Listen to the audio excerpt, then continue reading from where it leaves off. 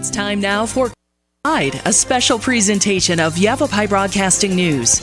Join News Director Paul David and News Editor Philip Catafamo as they talk with our community's leaders, newsmakers, and people in the know. You'll hear about the hot topics in Yavapai County that affect all our lives. And now here's today's Countywide.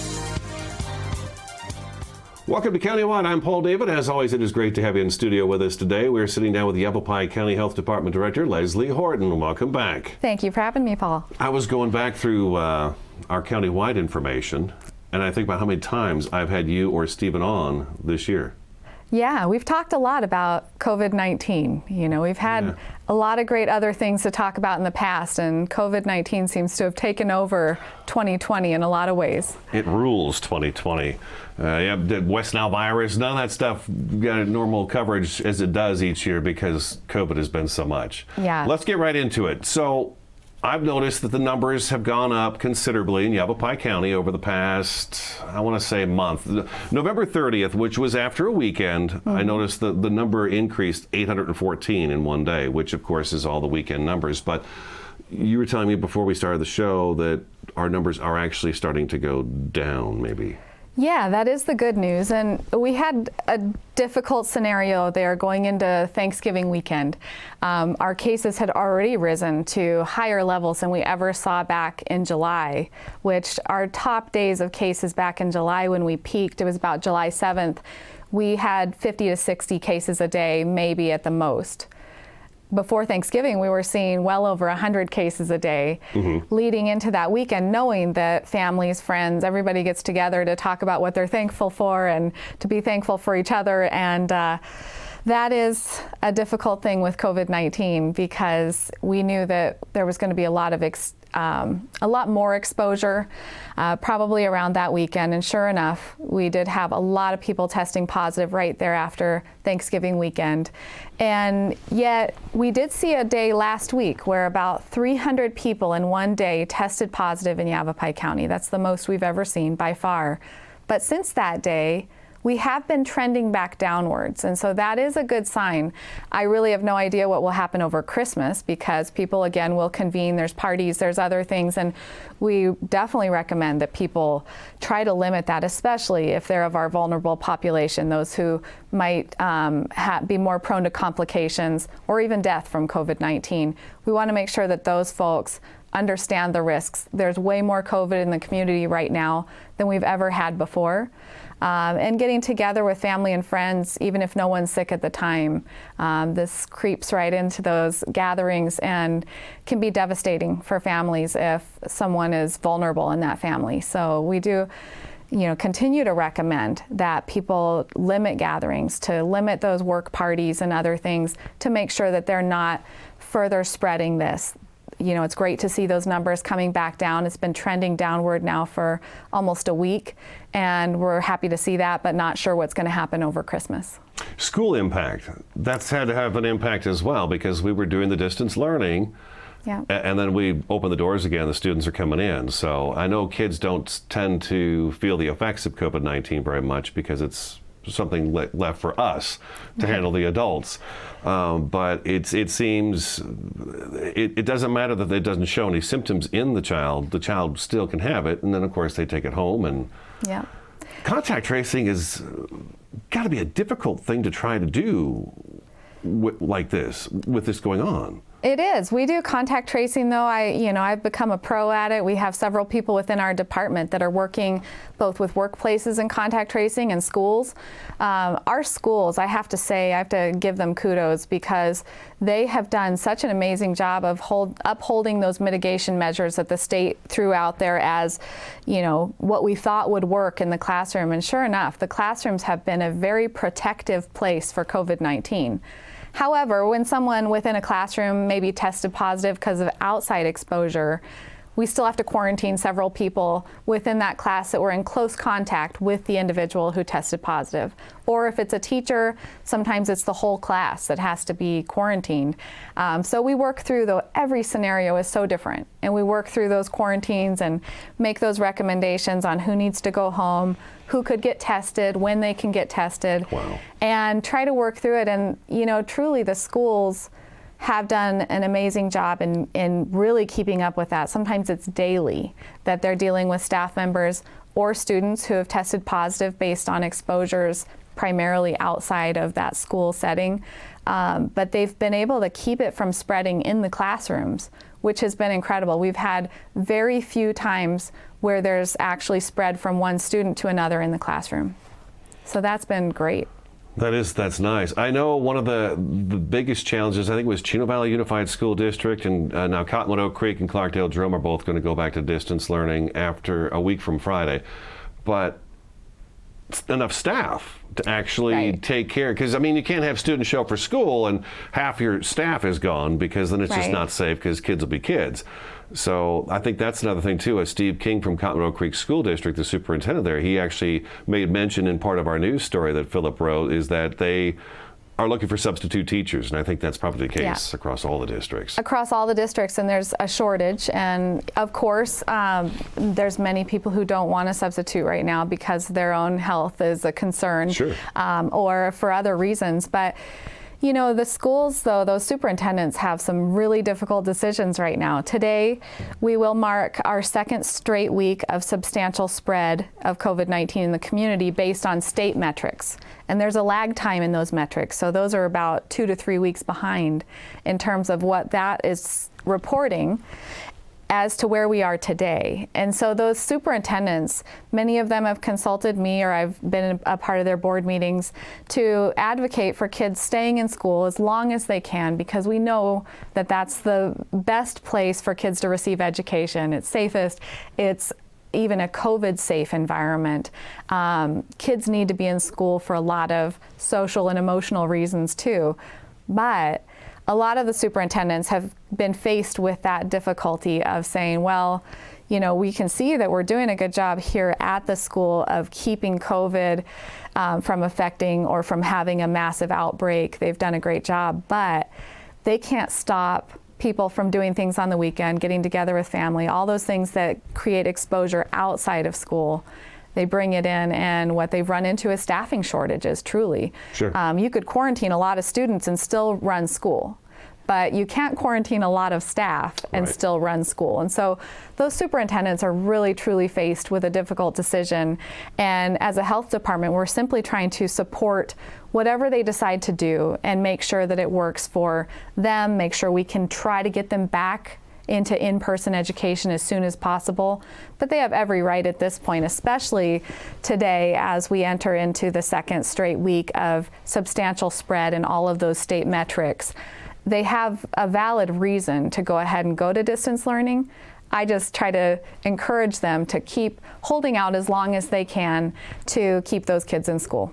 Substantial spread. Give me a quick definition of substantial spread. I feel silly maybe asking this, but it's the first time Yavapai County's been in substantial spread. It is. Yeah. It is. I think even back in July, we wouldn't have necessarily qualified as substantial spread. I think we were always in moderate spread, even though it seemed like we had a lot of cases to us.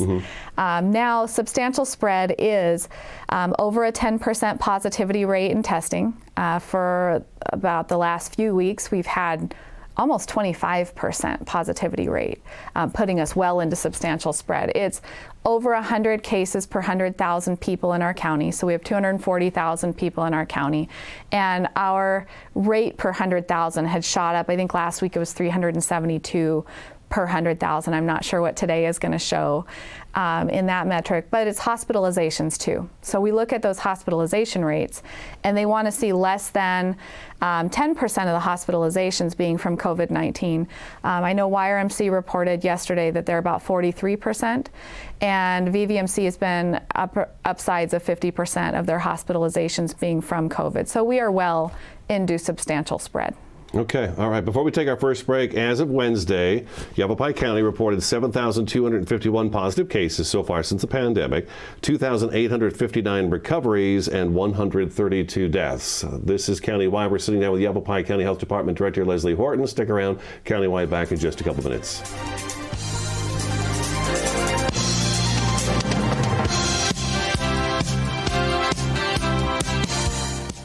Two things we can count on every year: a new set of tax rules and great weather here in northern Arizona. Jackson Hewitt Tax Service, locally owned and operated by Lewis Rice since 1997, is here for you all year long. Your neighborhood Jackson Hewitt Tax Office will help you in all of your taxing situations. Electronic filing is always free with your tax preparation at Jackson Hewitt Tax Service. Get more in return. Call 1-800-234-1040 for an office near you.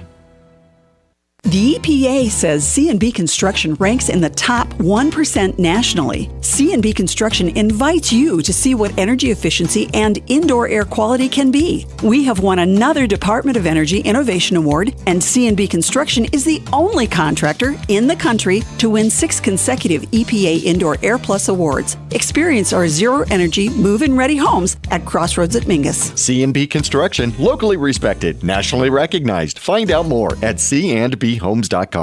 Been hearing about the crazy benefits of CBD? Find out how CBD can help you at SEDONA's #1 resource, CBD Sedona. Come in for a free consultation and let our trained medical staff help you find the perfect product for you. Pain relieving salves, full spectrum oils, CBD skincare, bath bombs, and even CBD for your pets. Come on by CBD Sedona today. Terrifying jobs, high-flying linemen, take 3.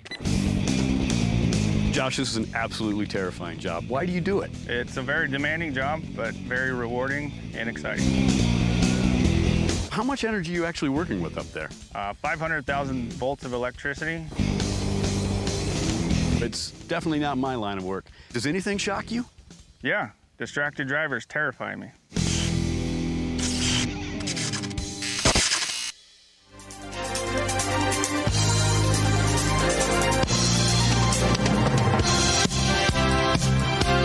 Countywide, we're sitting down with Yavapai County Health Department Director Leslie Horton. Yavapai.us is the county website. If you go there, you'll find plenty of information about COVID-19 on there. Hospitals were reporting as of Wednesday, the 9th of December, there were 67 cases between the 2 Yavapai Regional Medical Centers and 26 at VVMC, and then 8 at the VA hospital. Yeah, those are the highest numbers I've ever seen since the start of COVID-19. Do the hospitals have the space?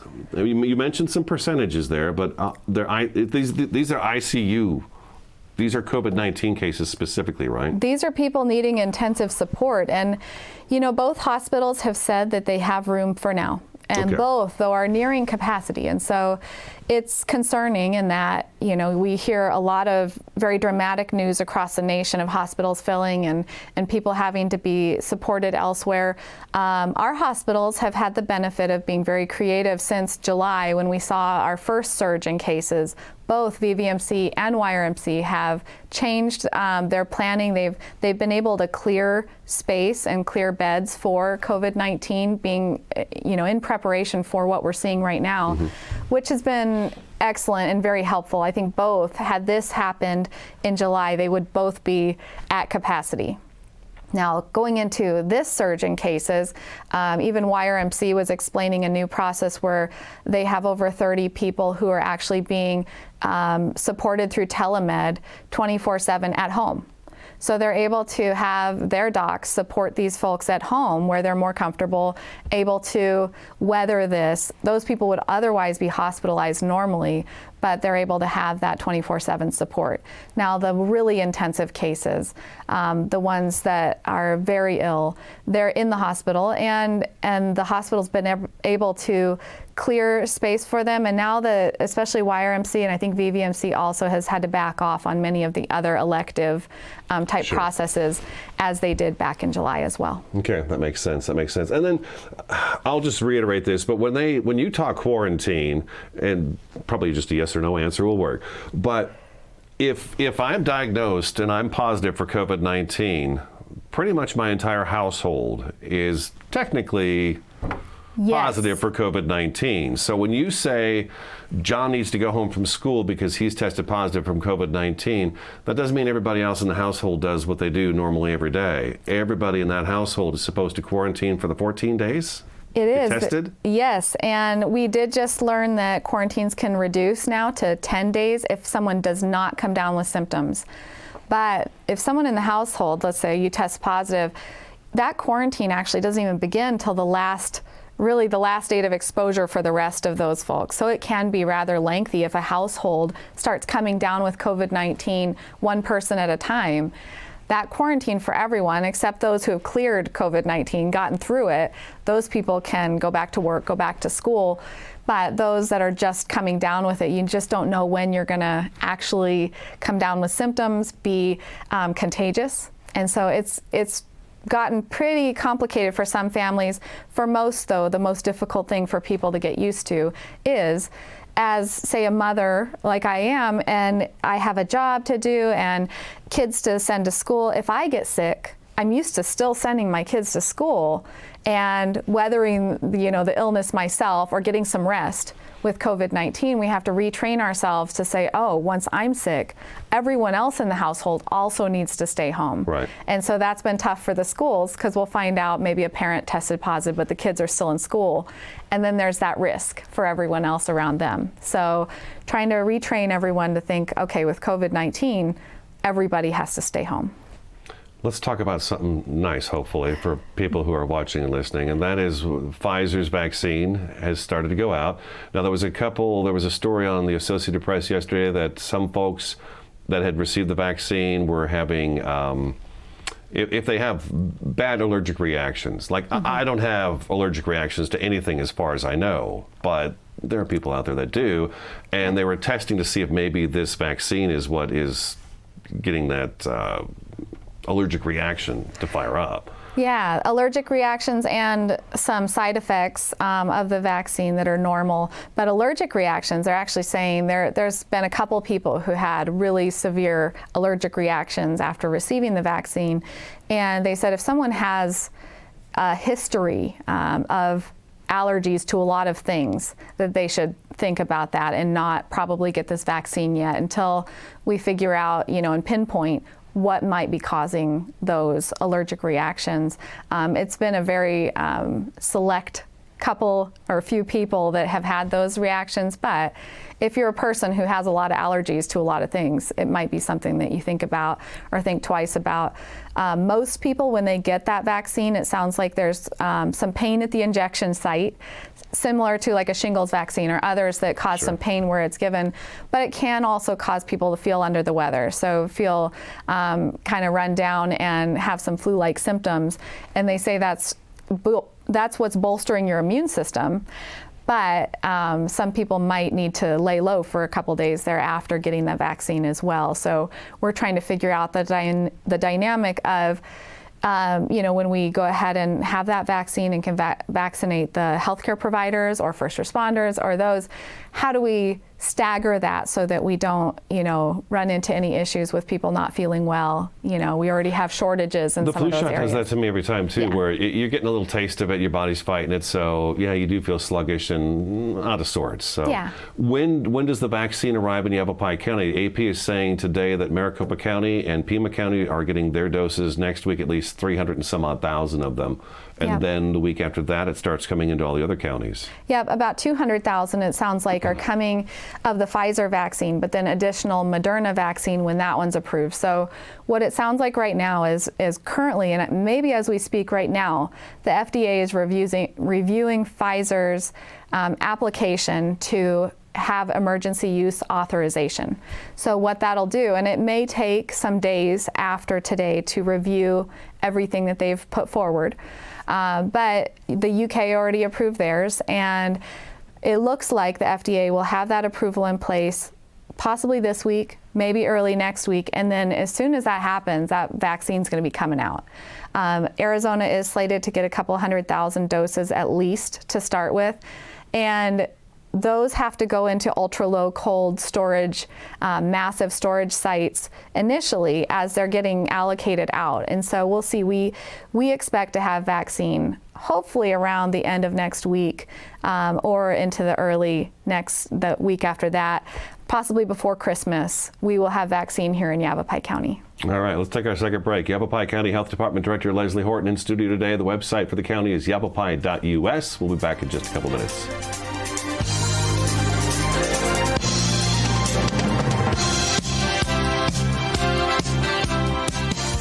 Who doesn't dream of home improvements? Perhaps your kitchen, the real living room. Maybe the bathroom, where you bookend your day. Langstrand Contracting is your one-stop shop from tear down to finishing touches. With 35 years of experience, Chris and his team will work with you to match your family's style and budget. Call Langstrand Contracting today for guidance in bringing your vision to life. Hi, this is Greg at Verde Solar Power. You know, Arizona has lots of clean, renewable sunshine, and we want to help you take advantage of it with our quality solar installations, and we offer to beat any written offer on a residential solar electric system. So bring us your electric bill and let us show you how solar power will save you money. We're located conveniently here in the Verde Valley and are dedicated to helping the valley go solar. So remember, the energy solution comes up every morning. Starting in the late 1920s, Grandpa Gettle and his brothers laid the groundwork for what would become a family legacy. Almost 100 years and 100 patents later, Gettle's High Desert Mechanical continues to raise the bar of quality heating, cooling, and plumbing products and services in the Verde Valley. Call Gettle's High Desert Mechanical Heating, Air Conditioning, and Plumbing at 567-2200 or online at GettlesHDM.com, providing solutions for your comfort. Don't settle. Get Gettles. Terrifying job. Snake handler, take one. James, this is a really terrifying job. Given the hazards, why do you do it? I've been fascinated by reptiles since I was a child. Tell me about your little friend there. So this is Bear Hug. He's a Burmese python. We have him here at the Phoenix Zoo. It kind of makes my skin crawl. Is there anything that rattles you? Yeah, distracted drivers terrify me.